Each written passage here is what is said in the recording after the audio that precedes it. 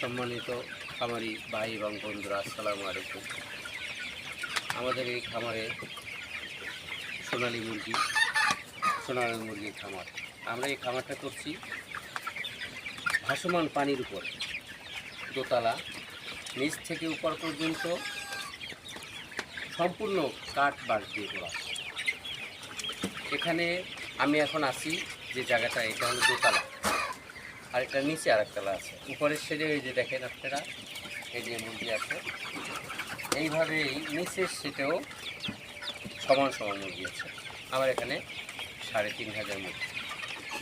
তো মাশাআল্লাহ, এগুলোকে নিয়েই পরিচর্যা করি, সারাদিন এখানেই থাকি, দেখি শুনি কখন কি দরকার, পানি দরকার, খাবার দরকার, এবং ওয়েদারের সাথে ওটার কিছুটা গরম থাকলে আসতে হয় এবং আবহাওয়া খারাপ থাকলেও আসতে হয়, দেখতে হয়।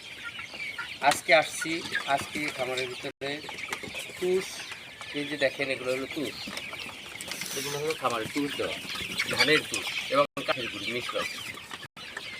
এগুলোকে দেওয়ার উদ্দেশ্য হলো মুরগিগুলো যখন মলমূত্র ত্যাগ করে তখন এইটির ভিতরে করার পরে আপনার এটা এইভাবে ঝরঝরে থাকবে।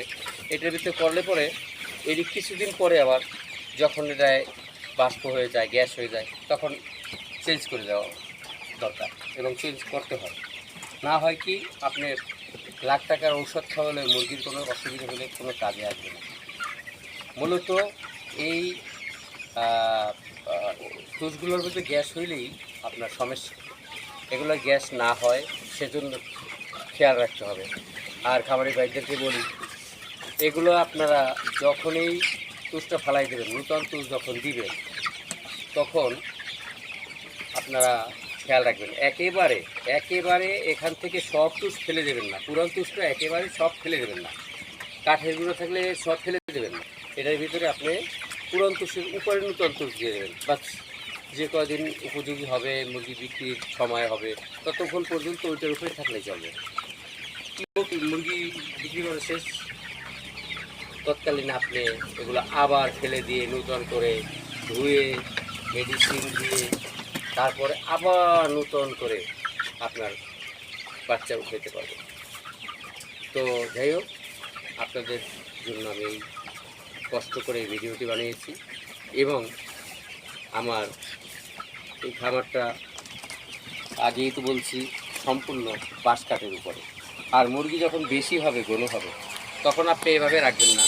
মুরগি বেশি হলে, ঘন হলে এভাবে বাঁশ বেঁধে দিতে হবে। এভাবে বাঁশ বেঁধে দিতে হবে রাত্রে। মুরগিগুলো ঠিক বাঁশের উপরে এভাবে পাখির মতো বসে থাকবে। আর ওরা যখন ক্ষুধা লাগবে, যখন খাওয়ার দরকার হবে, পানি খাওয়ার দরকার, ও নেমে খেয়ে আবার ওর মতো ওখানে থাকবে। ভাই, পরিচর্যা করেন এবং এটা নিয়ে আপনি পরিশ্রম করেন, ইনশাআল্লাহ আপনি সফল হতে পারবেন। আপনার সব খামারি ভাইদেরকে অত্যন্ত ধন্যবাদ এবং অভিনন্দন।